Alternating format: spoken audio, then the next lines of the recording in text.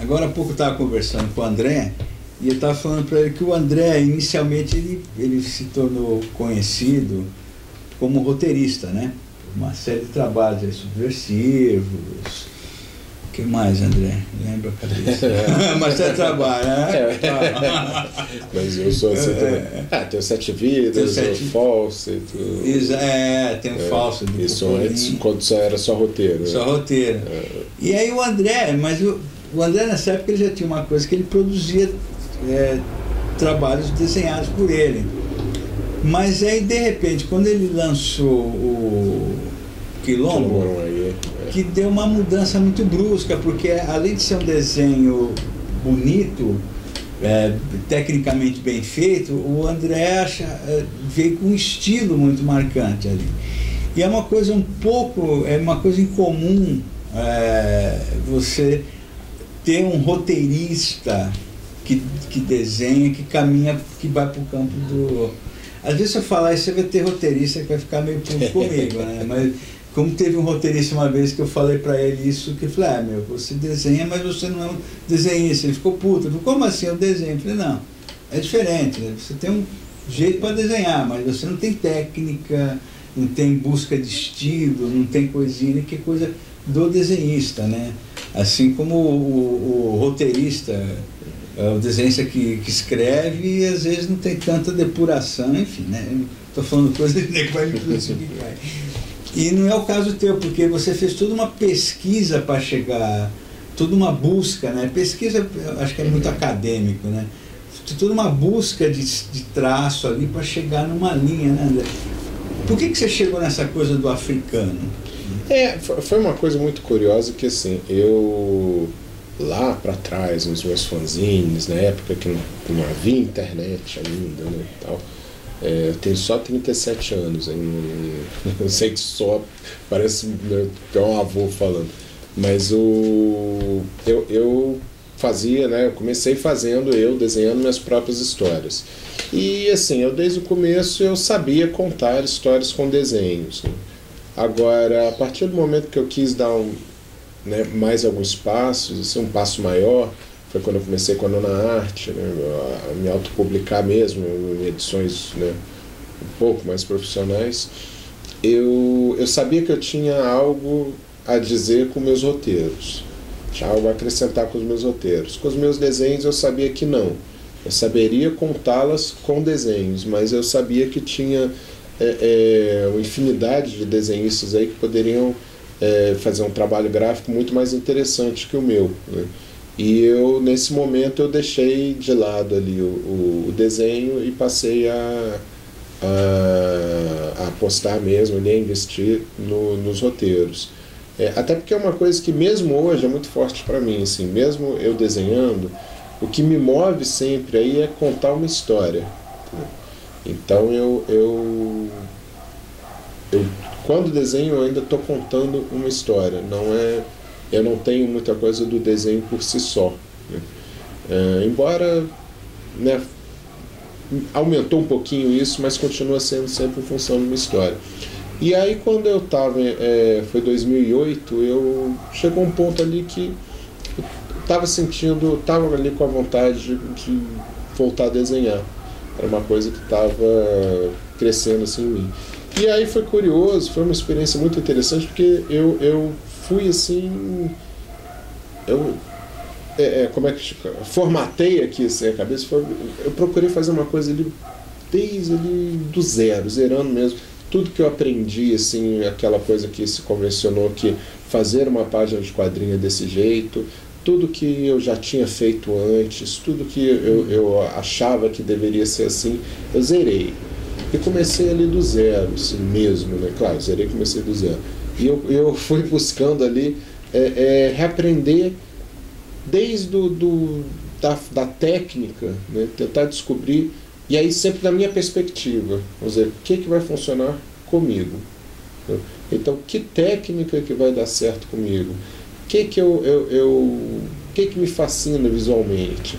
Então, o que eu posso colocar aqui? O que eu posso mudar dessa forma convencional? E assim eu fui achando o meu... Por exemplo, eu tinha e aí algumas coisas se casaram. Por exemplo, eu sempre tive um fascínio muito grande pela arte africana e pela xilogravura. Tem uma coisa rústica, exagerada nessas linguagens visuais que sempre me atraiu muito. Por que até então eu nunca tinha trazido para o desenho? Entendeu? E aí, outra coisa se somou a isso. A minha mão é pesada. As tentativas que eu tive de pegar um pincel e fazer aquela arte final, né, começa fininha, vai assim, aquela sutileza. Vez que você veio para cá, que você andou comprando pincel, o Omar veio, que não está presente hoje, me deu Europa, dicas maravilhosas, não adiantou nada, porque a minha mão é muito pesada. Eu pego o pincel e estrago ele no primeiro risco ali, né? Mesmo com grafite, eu pego ali o lápis, eu tenho que trocar, ou apontar ou trocar o grafite toda hora, porque a minha mão é pesada, ela quebra. E aí isso até um momento para mim era, vamos dizer, um problema, um defeito. E aí de repente eu comecei a tirar partido disso. E casou aí justamente com essa estética rústica ali da xilogravura, de talhar. Eu desenho exatamente, apesar de eu fazer tudo no Photoshop, mas eu desenho, eu ponho a força como quem está desenhando uma madeira, né? E tanto eu ponho força, estou amargando uma tendinite aqui. Mas e aí foi uma coisa, uma experiência muito legal, que aí casou tudo. E eu elegi um vilão ali para mim também, que é o tempo que o quadrinho se demora para concretizar a página. Então, o que eu chamo de concretizar? Você já tem ali o seu estilo, você já tem o traço dos personagens, você já planejou o que vai ser cada cena, você já tem tudo pronto na sua cabeça. Aí você vai colocar isso no papel. Geralmente, se você for fazer da forma tradicional, o tempo que você tem para criar, acaba sendo inferior do que o tempo que você tem para concretizar. Então é um processo muito demorado, né, na forma tradicional. E não é que seja uma coisa à toa. Quem se propõe a fazer, colhe os frutos, né? Você vê, você não é tempo jogado fora de forma nenhuma. Você vê ali aquela beleza, aquele requinte. Mas eu sabia que comigo não ia funcionar. Eu estou sempre com 10 ideias na cabeça, quero fazer um, quero fazer outro. E eu sabia que se eu me dispusesse a fazer isso, primeiro que talvez ali na minha forma de tudo não fosse dar muito certo, e eu ia ficar meio impaciente. Então eu fiz um estudo também nesse sentido. Então os primeiro semestre de 2008 foi em função disso, de me criar, descobrir que desenhista que eu sou e descobrir a forma de eu fazer isso que fosse dar certo comigo. Então, nossa, foram 6 meses mais bem, o que para muitos pareceria ali, não estou produzindo, não estou fazendo nada, estou parado, só devagar. Para mim foram 6 meses mais produtivos da minha vida. E é uma coisa que é legal, porque assim, geralmente o desenhista, quando ele é novo, né, ele vai em cima do traço do desenho. É muito difícil. Hoje em dia, até com tanta escola que tem de desenho, talvez a coisa não vá por aí. Mas, no geral, a fonte da turma é desenho, é quadrinho, né? Então, assim, a turma tem os seus ídolos e vão bebendo neles ali e não pega muita referência.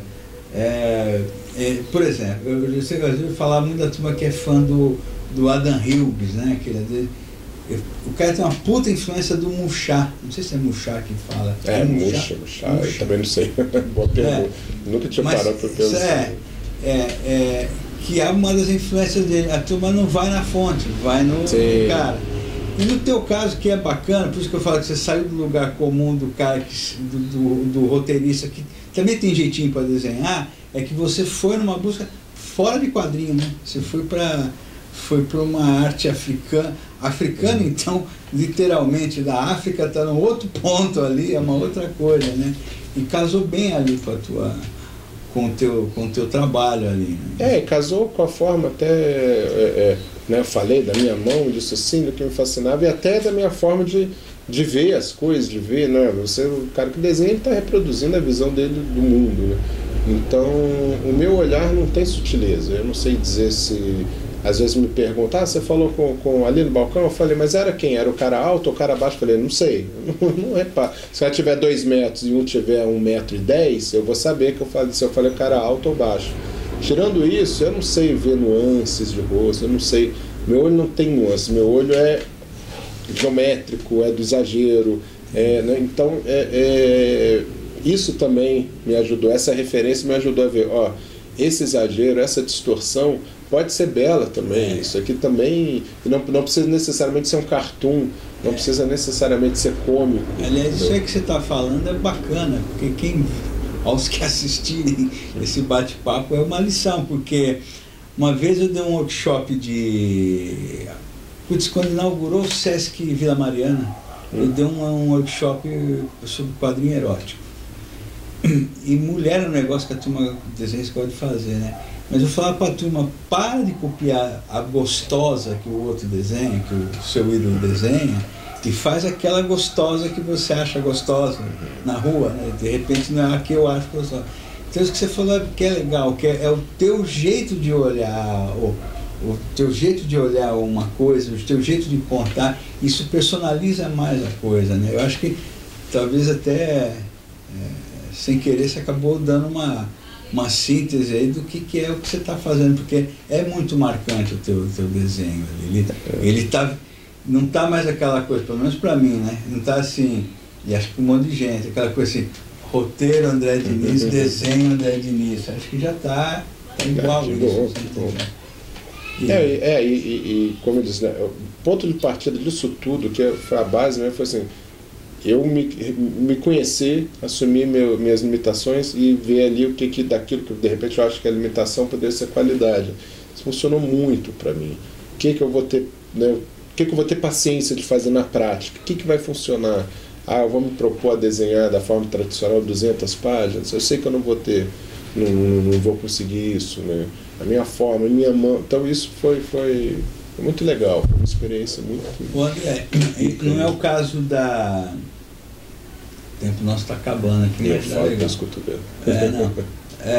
Por exemplo, você lançou Neguinho Pastoreio, com a cor da Marcela Manheimer, que é esposa e colorista dele. A Marcela, trabalhando com você agora, ela casou também bem com você, essa coisa do teu, fora casamento, a coisa do teu traço com o teu trabalho de desenho ali? Não só casou tão bem, como me ajudou a encontrar outros caminhos também pro desenho. Essa parceria, essa coisa até me inspirou bastante, porque o meu traço antes era um traço feito para o preto e branco, né? E até diversas possibilidades da cor, e com a cor dela, isso foi uma coisa muito legal, acabou vindo para uma outra linha que ainda está. O Negrinho foi o primeiro, tem alguns outros que estão inéditos já para sair, que estão nessa linha, né? Que eu estou gostando bastante de fazer. André, e para acabar aqui, que o tempo está indo, rapidão, o que dá para falar e o que vai sair aí? Não sei se o que dá para falar. Eu sei assim, tem dois acertados. Vai ser muito vago. Tem 2 álbuns. Um eu estou finalizando, outro está prontinho para sair para uma editora.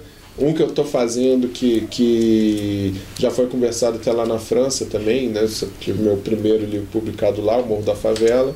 Já tem um outro que eu estou acertando aqui e já encaminhado na França também. E aí tem roteiro pronto que eu não comecei a desenhar ainda, outros assim, é uma bagunça. Então assim, ele falou tudo e não disse nada, mas falei o que podia. E a gente acabou, tchau.